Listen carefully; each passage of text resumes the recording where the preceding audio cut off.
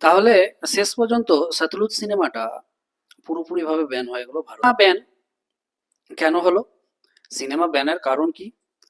এটা কারো কাছে পরিষ্কার কিছু নেই। সিনেমাতে কি গল্প আছে বা সিনেমা কেনই বা ব্যান হলো?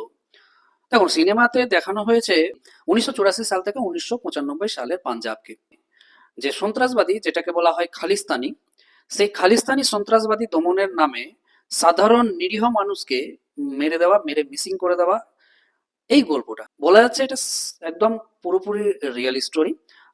সিনেমার যিনি হিরো, যাকে নিয়ে সিনেমা, যেটা যশবন্ত সিং, তার ওয়াইফকে সিনেমাটা দেখানো গেছিল। সিনেমাটা দেখে বলেছিল, হ্যাঁ এটা খুব সত্যি সিনেমা, এটাই সত্যি সিনেমা। এই গল্পের মধ্যে কিন্তু ওই খালিস্তানি সন্ত্রাসবাদী আর সেই সন্ত্রাসবাদীকে কিন্তু পুরোপুরিভাবে এই সিনেমাতে দেখানো হয়নি, বা সিনেমাতে বলা হয়নি যে এই খালিস্তানি সন্ত্রাসবাদীকেই আমরা পুরোপুরিভাবে নির্মূল করছি এবং সাধারণ মানুষকে কোনো রকম ক্ষয়ক্ষতি করেনি, এরকম কোনো সেরকম সিনেমাতে দেখানো হয়নি।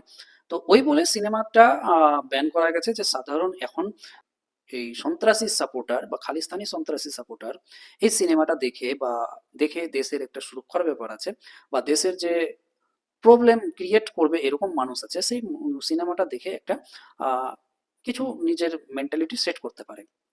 ওই বলে সিনেমাটাকে ব্যান করা দেওয়া হয়েছে। আরো বিভিন্ন কারণ আছে সিনেমাটা ব্যান করার। সিনেমার মূল কাহিনী বললাম। সিনেমার মূল কাহিনীটা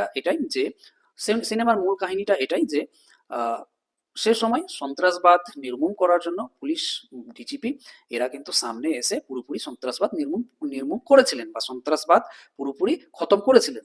তার তার সাথে সাথে সাধারণ মানুষ, যেমন এক সিনেমাতে বলা গেছে যে উম, একটা এরিয়া, সাধারণ একটা ডিস্ট্রিক্ট হতে পারে বা পুরোপুরি এরিয়া হতে পারে, সাধারণ সেখানকারই প্রায় প্রায় 2 থেকে 2.5 হাজার মানুষ মিসিং ছিল। সেই মিসিং গুলোকে মৃত্যু বলে জ্বালিয়ে দেওয়া গেছে, পুড়িয়ে দেওয়া গেছে, এবং সেটাকে লাওয়ারিস লাশ হিসাবে।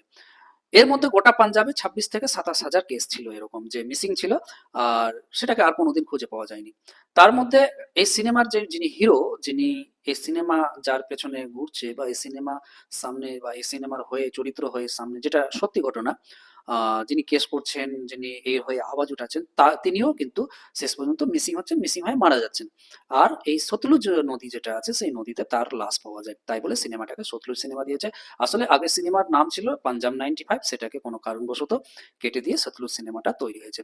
তো সিনেমাটা অবশ্যই খুব সুন্দর সিনেমা, এবং সিনেমাটা অবশ্যই যে হিরো দলজিৎ দোসাঞ্জ খুব সুন্দর অ্যাক্টিং করেছেন।